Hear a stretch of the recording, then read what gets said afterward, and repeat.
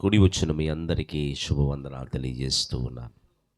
ప్రియులు, నాకు అత్యంత సన్నిహితము, అన్న సమానులు, కృపణను బట్టి, వారి సంఘమును బట్టి, మరి వారి కుటుంబాన్ని బట్టి మీ అందరికీ క్రిస్మస్ శుభాకాంక్షలు తెలియజేస్తూ ఉన్నాను. అలాగనే నాతోటి దైవ సేవకులు ప్రభుదాస్ అన్న, అలాగే మా మావయ్య గారు డానియల్ గారు, వారుకును కూడా నా వందనాలు తెలియజేస్తూ ఉన్నాను. కొన్ని మాటలు, దేవుని మాటలు మనం ధ్యానం చేసుకుందాం.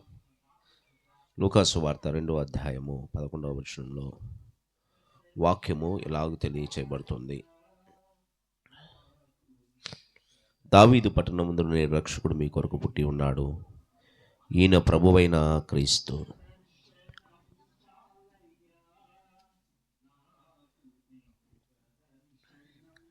ఈరోజు మనమందరమును ఈ డిసెంబర్ మాసంలో క్రిస్మస్ ఆరాధనలు మనం చేసుకుంటూ ఉన్నాం. ఎందుకు క్రిస్మస్ ఆరాధనలు అనంటే, యేసు ప్రభు వారు ఆయన ఈ భూమి మీద 2025 సంవత్సరాలు క్రితము జన్మించాడని మళ్ళీ మనము జ్ఞాపకం చేసుకుంటుకై దేవుడు ఇచ్చిన ఈ యొక్క సమయాన్ని బట్టి ప్రభువుకి మహిమ తెలియజేస్తూ ఉన్నాం. ఎందుకు యేసు ప్రభు వారు ఈ భూమి మీదకి దిగి వచ్చారు అన్న ప్రశ్న మనందరకును మన మదిలో ఉన్న ప్రశ్నగా, మనకు ఎక్కువగా ఈ ప్రశ్న ఈ భూమి మీద చాలామంది ప్రశ్న వేస్తూ ఉంటారు. యేసు ప్రభు వారు ఎందుకు ఈ భూమి మీద జన్మించారు, అందుగల కారణం ఏమిటి అని మనము ఒకసారి పరిశోధిస్తే, ఆకాశ మహాకాశంలో సృజించిన దేవుడు, పరలోకంలో దైవదూతల సైన్య సమూహంతో సర్వసృష్టిగా ఉన్న యెహోవా దేవుడు యేసు ప్రభువుని ఈ భూమి మీదకు పంపించక ముందు పరలోకంలో వేలాది దూతలతో దివ్యమానముగా పరిశుద్ధులు పరిశుద్ధులు పరిశుద్ధులని స్తుతించబడుతూ ఆయన పరలోకంలో నివాసం చేస్తున్న ఆ దేవాతి దేవుడు, ఆయనతో పాటు 24 మంది పెద్దలు, వేగోట దూత సమూహము అక్కడ పరలోకంలో నివాసం చేస్తూ ఉండగా, ఈ పరలోకంలో లూసిఫర్, గాబ్రియేల్, మిఖాయల్ అని 3 దేవదూతల సైన్య సమూహము ప్రభువుతో కలిసి నివాసం చేస్తూ, ఆయనని స్తుతిస్తూ, ఆయన చెప్పిన పని చేస్తూ, నివాసము యోగ్యంగా పరలోకంలో జీవిస్తున్న క్రమంలో, ఇదిగో గాబ్రియేలు అనే దేవదూతల పని ఏమిటంటే, దేవుని యొద్ద నుండి దేవుడు చెప్పిన మాటను ఒక మెసెంజర్గా, లేకుంటే దేవుడు చెప్పిన మాటను మోసుకు వెళ్ళే ఒక దేవదూతలుగా మనం చూస్తూ ఉన్నాం. మిఖాయేలు అంటే సైన్యములకు అధిపతి, యుద్ధసూర్యుడిగా ఉన్నట్లు మనం చూస్తున్నాం. అలాగే లూసిఫర్ అనే ఒక దేవదూత పరలోకంలో ఉన్నట్లు మనం చూస్తూ ఉన్నాం. లూసిఫర్ దేవుని ఆరాధించే దేవదూత, దేవునిని స్తుతించి దేవుని మహిమపరిచే దేవదూత. ఆ దేవదూత తన క్రమాన్ని మరిచి దేవుని యొక్క స్థానాన్ని ఆశించి, దేవునితో సరిసమానంగా ఎంచుకొని దేవునితో కలిసి నివాసము చేయాలని తన మనసులో అనుకున్న దాన్ని బట్టి యెషయా గ్రంథము 14వ అధ్యాయం 12వ వచనంలో రాయబడి ఉన్నది. చదువుగా విందామండి. యెషయా గ్రంథము 14వ అధ్యాయం 12వ వచనం.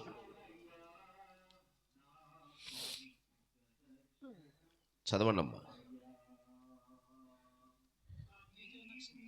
తేజో నక్షత్రమా, వేకువ చుక్క, నీవెట్లు ఆకాశము నుండి పడితివి,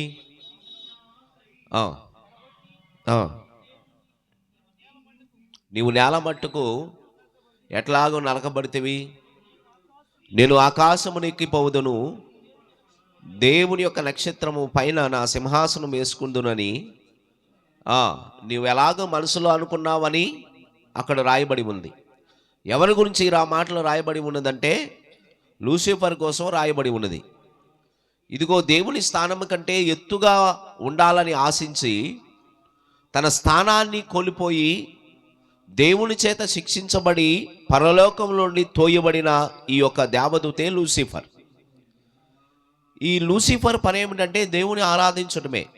ఆ ఆరాధన క్రమాన్ని మరిచి దేవుని కంటే ఉన్నతంగా హెచ్చించుకోవాలని ప్రయత్నం చేసి తన స్థానాన్ని కోల్పోయిన దేవదూతను స్థానంలో దేవుడు మరొక్కరును పెట్టాలని ఆశతో మరొక్కరును తన స్థానాన్ని భర్తీ చేయాలని అనుకొని మానవుణ్ణి చేశాడు.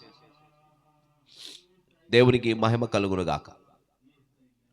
ఎందుకు మానవుడు చేయబడ్డాడంటే పరలోకంలో దేవుణ్ణి ఆరాధన చేయుటకై మానవుడు చేయబడ్డాడు.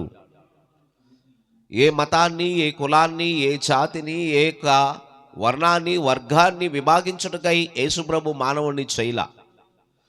యేసుప్రభు ఉద్దేశము అదైతే కాదు. యేసుప్రభు యొక్క ఆ దేవాతి దేవుని యొక్క ఉద్దేశం ఏమిటంటే మానవుడు దేవుణ్ణి ఆరాధన చేయాలన్నదే దేవుని యొక్క ఉద్దేశం. ఏ స్థానమైతే లూసిఫర్ కోల్పోయాడో ఆ స్థానంలో తిరిగి తనకు అనుకూలమైన మానవుని పెట్టాలని దేవుడు ఈ భూమి మీద మానవుని చేశాడు.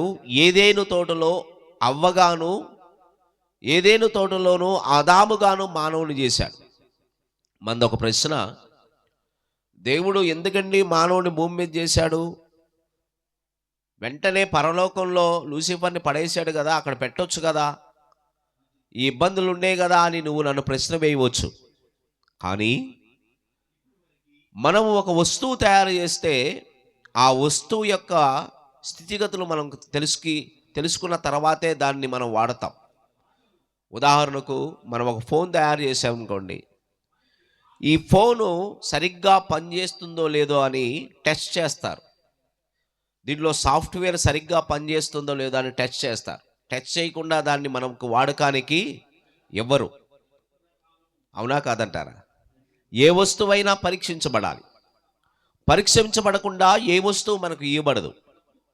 దేవుడు కూడా ఇదిగో వెంటనే మానవుని నమ్మలేదు. తన స్వహస్తాలతో తన పోలికలు చొప్పున తన యొక్క ఇదిగో నాసిక రంధ్రాలలో మానవుని యొక్క తన జీవవాయువును ఊది చేసిన మానవుడు పరీక్షించబడుటకై ఏదేను తోటలో పెట్టబడ్డాడు.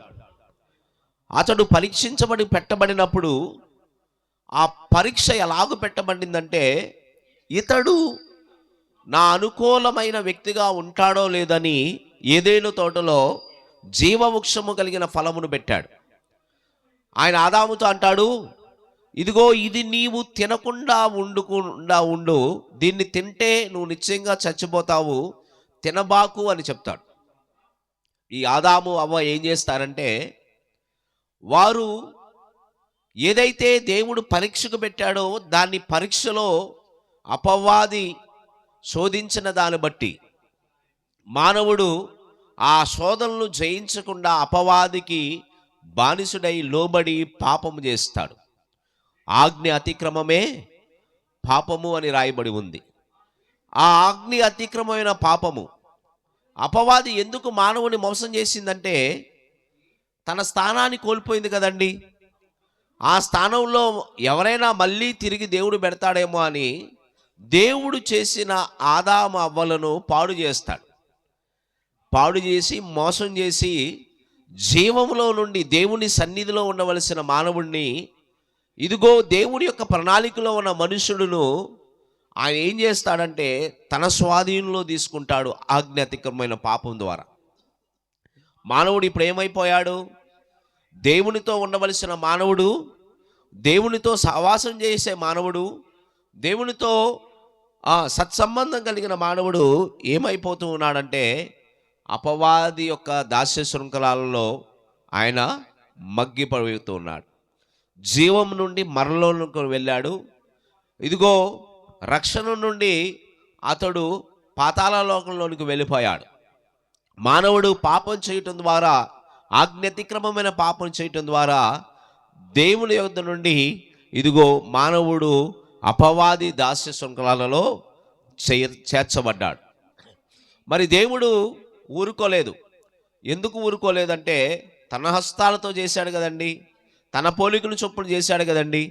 తన యొక్క జీవవాయువు తన ఆత్మను మానవుల్లో పెట్టాడు గనుక ఇదిగో ఆ మానవుడు నశించిపోకూడదని తన బిడ్డ తన స్వహస్తాలతో చేయబడిన వాడు ఒక తండ్రి ఆలోచన కలిగి, తండ్రి మనసు కలిగి, అతడు తప్పిపోకూడదు, అతడు దాస్యంలో ఉండకూడదని, ఆ మనుష్యుడు దాస్యంలో ఉండకుండా ఉండుట కొరకై యెహోవా దేవుడు యేసు ప్రభు వారును విడుదల కొరకై ఆదిలోనే ఒక ప్రణాళిక వేశాడు.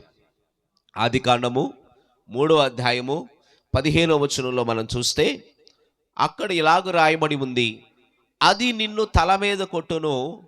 ఇదిగో చదవండమ్మా. మరియు నీకును స్త్రీ సంతానముకును వైరము కలగజేసేదను. అది నిన్ను తల మీద కొట్టును, నీవు దానిని మడిమ మీద కొట్టి. అది అనంటే ఎవరు? ఆ కింద ఫుట్ నోట్లో ఉంటుంది. అది అంటే ఆయన అని ఉంటుంది. ఎవరు ఆయన?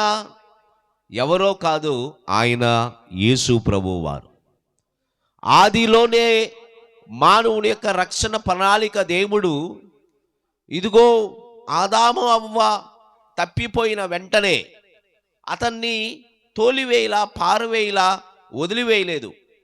ఎందుకు అనంటే తన పోలికను చొప్పున నిర్మించబడ్డాడు గనక అతడును మళ్ళీ తిరిగి దేవుడు ప్రేమించాడు.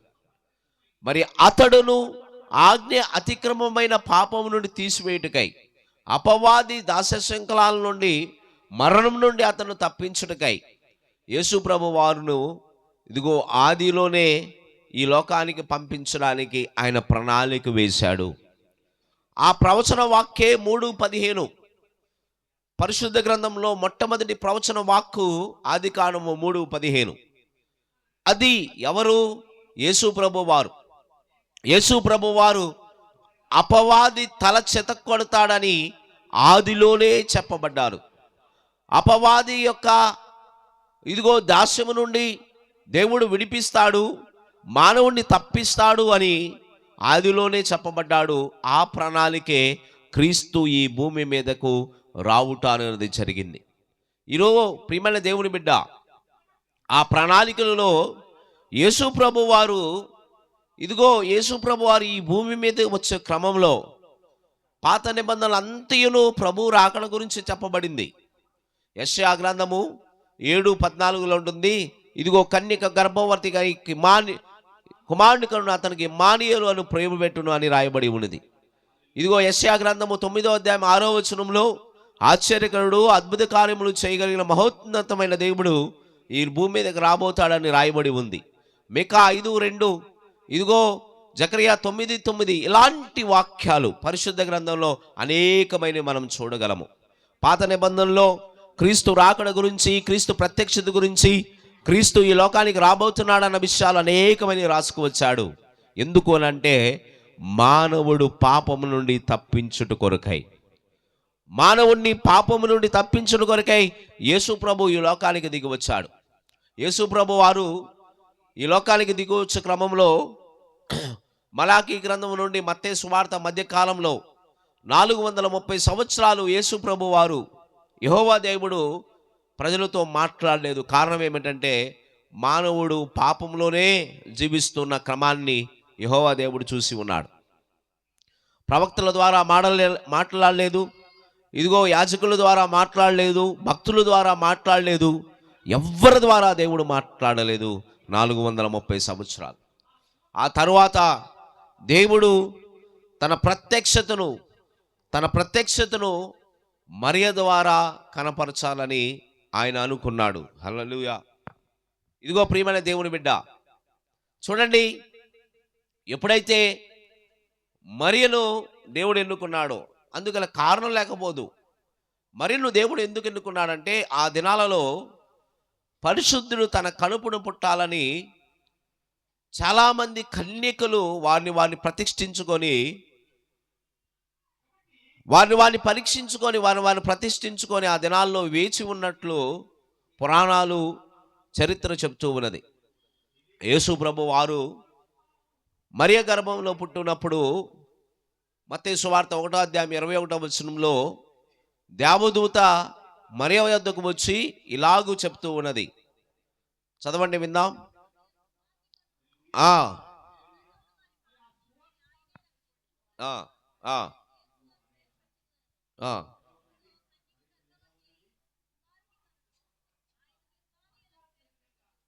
చూడండి, యేసుప్రభు వారు కన్నిక గర్భవతి కుమారునికి అతనికి ఇమ్మానుయేలు అనే పేరు. ఇమ్మానుయేలు అనే మాటకు అర్థం ఏమిటంటే దేవుడు మీకు తోడై ఉండునుగాక అని. ఎందుకు యేసుప్రభు ఈ లోకాన్ని జన్మించాడు? ఆజ్ఞాతిక్రమైన పాపమును తీసివేయటకై, అపవాదిని జయించుట కొరకై. ఇదిగో లోకరక్షకుడుగా ఈ భూమి మీద ఆయన జన్మించాడు. ఆయన జన్మించు క్రమాన్ని మనం చూస్తే మానవుణ్ణి ఎంతగా ప్రేమిస్తూ ఉన్నాడో, మానవుణ్ణి ఎంతగా ఆయన హక్కును చేర్చుకున్నాడన్న విషయాన్ని మనం తెలుస్తూ ఉన్నాం. యేసు ప్రభు వారు ఆయన జన్మించిన తర్వాత 33 సంవత్సరాలు ఈ భూమి మీద ఆయన బ్రతికాడు. 30 సంవత్సరాలు తండ్రి చిత్తాన్ని నెరవేర్చాడు. 3.5 సంవత్సరాలు తన పనిని జరిగించి ఇదిగో తను ఎంతో నమ్మకంగా తన పని జరిగించాడు. యేసు ప్రభు వారు ఈ భూమి మీద తను జీవించు క్రమాన్ని మనం గమనిస్తే మానవుణ్ణి దేవుడు ఎంతగా ప్రేమిస్తున్నాడు అన్న దాని గురించి మనం తెలుసుకోవచ్చు. ఏ మత స్థాపన, ఏ కుల స్థాపన, ఏ ఒక్క జాతి స్థాపన ఆయన చేయటానికి ఈ భూమి మీదకి రాలేదు. చాలామంది అనుకున్నట్లు యేసు ప్రభు కులాన్ని స్థాపించడానికో, మతాన్ని స్థాపించడానికో, లేకుంటే సిద్ధాంతాలు స్థాపించడానికి వచ్చాడేమో అనుకుంటారు. లేదు. యేసు ప్రభు వారు ఎందుకు వచ్చాడంటే ఆయన మనందరిని ఎంతగా ప్రేమిస్తూ ఉన్నాడు. యోహాను సువార్త 3:16 ఉంటుంది, దేవుడు లోకముని ఎంతో ప్రేమించును.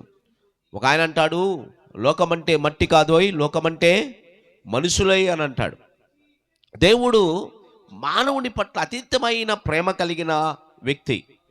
మనందరిని ఎంతగా దేవుడు ప్రేమిస్తూ ఉన్నాడు. ఆ ప్రేమను బట్టే పరమును విడిచి భూలోకానికి దిగి వచ్చాడు. ఆ ప్రేమను బట్టే మనందరూ మనం పాపులుగా ఉన్నప్పుడుకును మన పాపములన్నిటిని తీసివేయటకై పాపము లేని వాడు తన పాపములను మీద వేసుకొని మనందరి కొరకై సిలువలో మరణించాడు. ఆయన రక్తమును కార్చి చిందించి ఈ భూమి మీద తన యొక్క విలువైన రక్తం కార్చి మరణించి మనందరికీ పాప విమోచన కలిగించాడు. ఆయన లేకుండా, ఆయన రాకుండా, ఆయన ప్రత్యక్షత ఈ భూమి మీద జరగకుండా మనందరికీ పాప విమోచన ఎన్నడూ లేదు. ఆయన ప్రత్యక్షత ద్వారా మన జీవితాలు బాగుపడ్డాయి, మన యొక్క పాపములన్నీ క్షమించబడ్డాయి. చూడండి, లూకాసు వార్త 19వ అధ్యాయంలో యెరికో పట్టణంలో యేసు ప్రభు వారు ప్రవేశించినప్పుడు ఇదిగో జక్కయ్య అనే ఒక మనుషుడు అతనికి తారసపడతాడు. జక్కయ్య మనం గమనిస్తే జక్కయ్య ధనవంతుడైన మనుషుడు. జక్కయ్య సుంకగుప్తదారుడు, అంటే ట్యాక్స్ కలెక్టర్. ఎంతో ధనం కలిగిన వాడు, పేరు కలిగిన వాడు, ఆస్తి కలిగిన వాడు, అంతస్తు కలిగిన వాడు. అన్నీ కలిగిన ఈ జక్కయ్య ఎంతో గొప్పవాడుగా ఎంచబడి ఉన్నాడు ఆ ప్రాంతంలో. ఒకరోజు యేసు ప్రభుని చూడాలని ఆయన మేడి చెట్టు ఎక్కాడని లేఖనం చెప్తుంది. ధనవంతుడికి దేవునితో పనేంటి? అన్నీ కలిగి ఉన్నాడు కదా, ఎందుకు దేవుణ్ణి అంత అవసరం ఏముంది అతనికి అని మనం గమనిస్తే, ప్రియమైన దేవుని బిడ్డ, ఎందుకు అతడు దేవునికి అవసరం వచ్చిందంటే, ధనముంది, పేరు ఉంది, ఆస్తి ఉంది, అంతస్తు ఉంది, అన్నీ ఉన్నాయి. కానీ ఎందుకు దేవుని అవసరం వచ్చిందంటే, అతడు అన్నీ కలిగి ఉన్నాడు కానీ రక్షణ భాగ్యం అతనుకు లేకుండా ఉన్నది. ఇవన్నిటిని బట్టి ఆయనకు సమాధానం లేదు. కానీ తన జీవితంలో ఏదో లోటు అతను బ్రతుకులో అతనుకు కనబడింది. ఏమిటి ఆ లోటు అంటే, తన జీవితంలో తనకు రక్షణ లేదని గ్రహించాడు. ఆయన మేడి చెట్టెక్కి దేవుని చూడాలని ఆశ కలిగి యేసు ప్రభు వారిని వెతుక్కుంటూ ఆయన మేడి చెట్టు ఎక్కాడు. ఎందుకు తెలుసా? ఆ దినాలలో యేసు ప్రభు వారు సమరయుల యొద్దకు, పాపుల యొద్దకు, ఇదిగో వ్యభిచారుల యొద్దకు వెళ్ళి ఆయన అంటున్నాడు, ఇదిగో నేను లోకమాపములు మోసుకొని దేవుని గొర్రెపిల్ల అని తెలియజేసి అక్కడ ఉన్న వారందరినీ స్వస్థపరుచు ఆరోగ్యం ఇస్తూ పాపాలను క్షమిస్తూ వ్యభిచారిని దగ్గరకు తీసుకుంటూ ఎన్నో గొప్ప కార్యాలు చేసిన దాన్ని బట్టి ఈ మనుషుడు గ్రహించి తన జీవితం మారాలి అని యేసుప్రభు యొద్దకు ఆయన వెళ్ళటం మనం చూస్తూ ఉన్నాం. ఎప్పుడైతే అతను మేడి చెట్టు ఎక్కాడో అతను వెంటనే యేసుప్రభు కనపడలా. వింటున్నారమ్మా? వెంటనే యేసుప్రభు, నాకు తెలిసి అతనికి ఆకులు అడ్డం వచ్చి ఉంటాయి, మేడి చెట్టు ఎక్కగలని ఆకులు అడ్డం వచ్చి ఉంటాయి యేసుప్రభుని చూడటానికి. పుట్టాడు కదండి, ఆకులు అడ్డం వచ్చి. ఈరోజు కూడా చాలామంది జీవితాల్లో అహం అడ్డం వస్తూ ఉంటుంది. యేసుప్రభు వారిని చూడటానికి ఇష్టంగానే ఉంటారు, కానీ అహం అడ్డం వస్తుంది, కులం అడ్డం వస్తుంది, ప్రాంతీయ భేదం అడ్డం వస్తుంది, లేకుంటే జాతి అడ్డం వస్తుంది. బైబిల్ చెప్తుంది, అపోస్తలుల గ్రంథం 10వ అధ్యాయం 36వ వచనం, దేవుడు అందరికును, యేసుక్రీస్తు అందరికును దేవుడై ఉన్నాడు, ప్రభువై ఉన్నాడని. ఏ కులము, ఏ మతము, ఏ జాతి, ఏ భేదము లేదు అతనికి. ఆయన అందరికీ దేవుడు. జక్కయ్య వెంటనే అవన్నీ తొలగించుకున్నాడు, తన అహమును తీసివేసుకున్నాడు, తన యొక్క తనకున్న ఆ యొక్క హృదయంలో ఉన్న ప్రతి గర్వాన్ని తొలగించుకున్నాడు. దేవుని ముందు వెళ్ళి అతను దేవుని ఎతకడం ప్రారంభం చేశాడు. ఈరోజు దేవుని నువ్వు వెతికితే తప్పనిసరిగా ఆయన దొరుకుతాడు. నువ్వు అబద్ధికుడు అయినా, నరహంతకుడైనా, వ్యభిచారి అయినా, దొంగ అయినా, తాగుబోతువైనా, సిగరెట్లు తాగేవాడువైనా, ఎవరైనా సరే నువ్వు దేవుణ్ణి సొంత రక్షకుడిగా అంగీకరించి నీ హృదయంలో ప్రభువు దేవుడు అని అంగీకరిస్తే చాలు, ఆయన నీ హృదయంలోనికి వస్తాడు. జక్కయ్య చెట్టెక్కి చూస్తున్నప్పుడు ప్రభు ఆయన దగ్గరికి వెళ్ళి, జక్కయ్య దేవుని దగ్గరికి వెళ్ళా, దేవుడే యేసుప్రభు వారే జక్కయ్య వద్దకు వెళ్ళాడు. వెళ్ళి ఆయన అంటాడు, జక్కయ్య నేడు మీ ఇంటికి రక్షణ వస్తుంది, దిగిరమ్మని అంటాడు.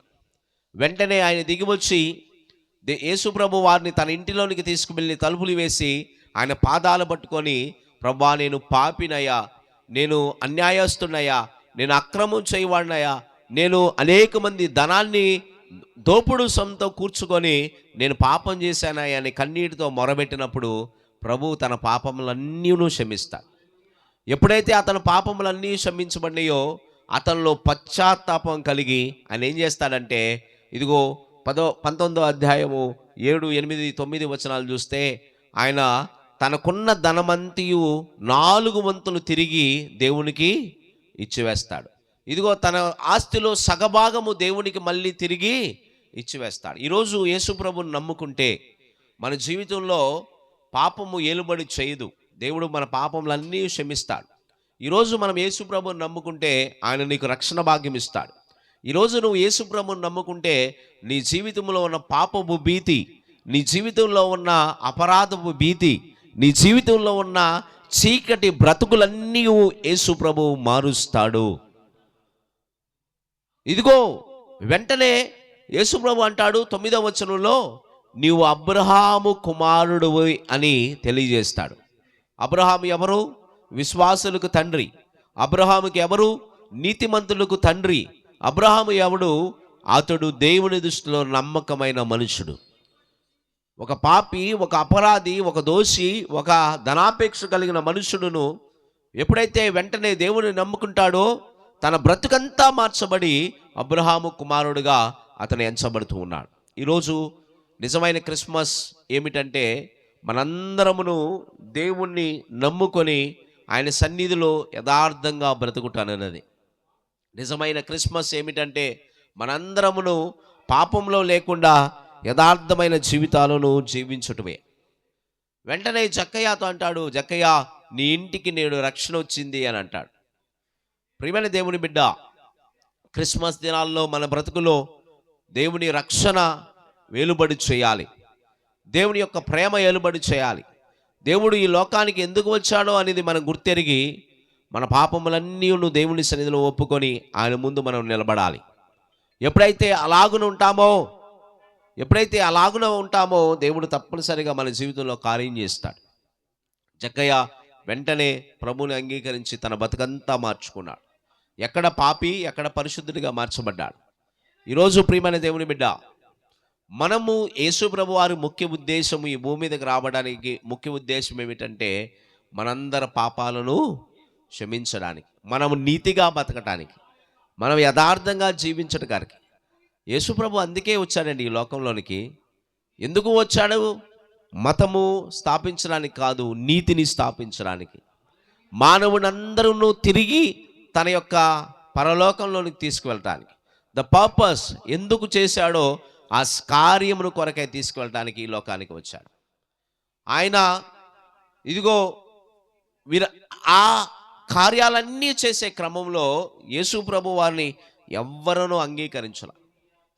పరిసీలు ఆయన తునీకరించారు, సదుసీలు ఆయనకు తునీకరించారు, తన రక్త సంబంధులు ఆయన తునీకరించారు, తన నమ్ముకున్న వారందరూ ఆయన తునీకరించి సిలువలో దిగకొట్టబడ్డారు.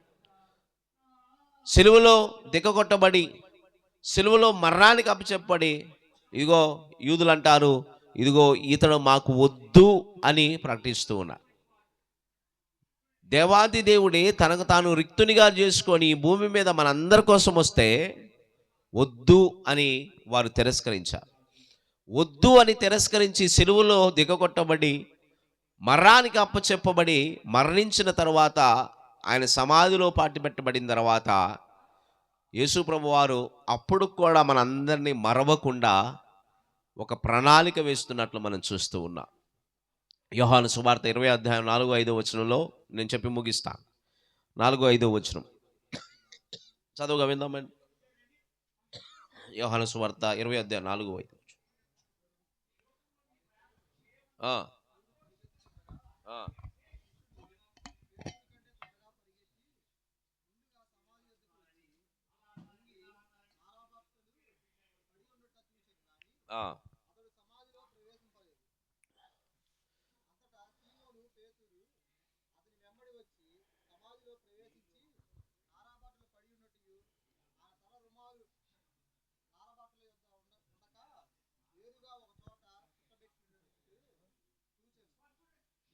చూడండి, అక్కడ ఉంటుంది, యేసుప్రభు వారు సమాధిలో పెట్టబడినప్పుడు ఒక నారబట్ట అక్కడ చుట్టబడినట్లు ఆ లేఖనం చెప్తుంది. 5, 6, 7 వచనాలు. ఏమిటి ఆ నారబట్ట అంటే, యేసుప్రభు వారు మరణించిన తర్వాత మానవుని మర్చిపోవాలి, నా పని అయిపోయిందిలే, ఇంకా నేను వెళ్ళిపోతున్నాను, వీళ్ళు మారలు, వీరిని మనము ఇంకా వదిలేద్దాం అనుకోవాలా. నారబట్ట చుట్టి అక్కడ పెట్టాడు. ఎందుకు చుట్టి నారబట్ట పెట్టాడంటే, యూదులు భోంచేసేటప్పుడు ఒక నారబట్ట, ఒక కర్చీఫ్ ఉందన్నా, ఒక కర్చీఫ్ ఇలాగ పెడతారు. ఎందుకు పెడతారు కర్చీఫ్ అంటే, ఇది పనివాడు యాజమానుడికి భోజనం పెట్టి దూరంగా నుంచుంటాడు. యాజమానుడు దీన్ని మడతేసి పక్కన పెడితే అర్థం ఏమిటంటే, నేను తిరిగి వస్తాను, ఆహారాన్ని స్వీకరిస్తాను, నువ్వు తీయవద్దు, నాకు కొంచెం పనుంది, బయటికి వెళ్తున్నానని అర్థం. ఈ కర్చీఫ్ కనుక, ఈ నారబట్ట కనుక ఇలాగున తుడుచుకొని ఆ పళ్ళెంలో పెడితే దానికి అర్థం ఏమిటంటే, ఇంకా నా భోజనం అయిపోయింది, ఈ పళ్ళెం తీసివేయండి అని అర్థం. యేసు ప్రభు వారు మరణించి సిలువలో ఆ యొక్క సమాధిలో పెట్టినప్పుడు ఆయన ఏం చేస్తాడంటే, అక్కడ చక్కగా రాయబడింది, నారబట్ట చక్కగా మడత పట్టి పక్కన పెట్టబడిందండి. అంటే అర్థం ఏమిటి? నేను తిరిగి మళ్ళీ వస్తాను, నా పని ముగించబడలేదు, నేను ఆహారము ముగించలేదు, మళ్ళీ వస్తాను, ఈ పళ్ళాన్ని ఇక్కడే ఉంచండి అని అర్థం. ప్రియమైన దేవుని బిడ్డ, యేసు ప్రభు పని ముగించబడల. ఆయన కొంతవరకు పని చేసి పరలోకానికి వెళ్ళాడు, మళ్ళీ తిరిగి రాబోతూ ఉన్నాడు. ఆయన తిరిగి రాబోతూ ఉన్నాడు, తన పనిని మళ్ళీ ముగించి మనందరిని పరలోకంలో తీసుకువెళ్ళబోతున్నాడు. ఎందుకు తీసుకువెళ్ళబోతున్నాడు? మొదట ఎక్కడైతే అపవాది అయిన లూసిఫర్ పడిపోయిందో, ఆ పడిపోయిన స్థానాన్ని భర్తీ చేయుటకై మనందరమును ఆయన ఆరాధించి వ్యక్తులుగా ఉండటకై మనందరిని అక్కడికి తీసుకువెళ్ళబోతూ ఉన్నాడు. దేవునికి మహిమ కలుగును గాక. మనందరినీ అక్కడకు మరి మనమేం చేయాలి? క్రిస్మస్ చేసుకోవటం కాదు, కానీ మనందరము సిద్ధబాటు కలిగి ఉండాలి. మనందరం ఏం చేయబడాలి? సిద్ధబాటు కలిగి. ఎలా సిద్ధబాటు కలిగి ఉండాలి? మనము నీతిగాను దేవుని యొక్క ఆ మంచి క్రమంలో బ్రతుకుతూ యథార్థమైన జీవితం జీవిస్తూ మనం సిద్ధపాటు కలిగి ఉండాలి. అలాగున ఉన్నప్పుడు దేవుడు తప్పనిసరిగా మనందరి పక్షమున గొప్ప కార్యం చేస్తాడు. ఈరోజు ఈ క్రిస్మస్ జరుపుకుంటున్న మీరు దేవుని యొక్క ముఖ్య ఉద్దేశం ఏమిటంటే మనందరమును పరలోకము చేరబడాలి. ఈ పరలోకము చేరబడే క్రమములో మనందరమును సిద్ధపాటు కలిగి ఉండాలి. ఎలాగుండాలంటే దేవునికి ఇష్టమైన నీతి కార్యాలు, దేవునికి ఇష్టమైన పరిశుద్ధమైన నడవడిక, దేవునికి ఇష్టమైన జీవితము, విశ్వాస యాత్ర, పరిశుద్ధమైన కార్యాలు మనము చేయాలి. మన దేవుడు ఎవరండి? పరిశుద్ధుడైన దేవుడు. మనమును పరిశుద్ధంగా బ్రతకాలి. మన దేవుడు ఎవరండి? నీతిమంతుడైన దేవుడు. ఆయనలో ఏ నీతి లేదని పిలాతు చెప్పి ఉన్నాడు. ఆయనలో ఏ యొక్క దోషము లేదని పిలాతు చెప్పి ఉన్నాడు. ప్రియమైన దేవుని బిడ్డ, నీతిమంతులైన దేవుడిని ఆరాధిస్తున్న మనము నీతిమంతులుగా బ్రతకాలి, పరిశుద్ధంగా బ్రతకాలి. ఈ క్రిస్మస్ పర్వదినమున దేవుని యొక్క నీతి క్రియలతో మనం బ్రతుకున్నట్లు మన హృదయాన్ని తిప్పుకొని చక్కగా ఆయన ఆరాధించేవారుగా మనము ఉండాలి. ఈరోజు ప్రభు అంటున్నాడు, ఈ క్రిస్మస్ నీ కొరకే. నలుగురిని వెలిగిద్దాం, నలుగురి పట్ల మనం రక్షణానుభవంలో నడిపిద్దాం, అనేక మంది ప్రభు తట్టు తిప్పుదాం. దేవుడు మిమ్మల్ని అందరినీ దీవించునుగాక. ఆమేన్. Thank you.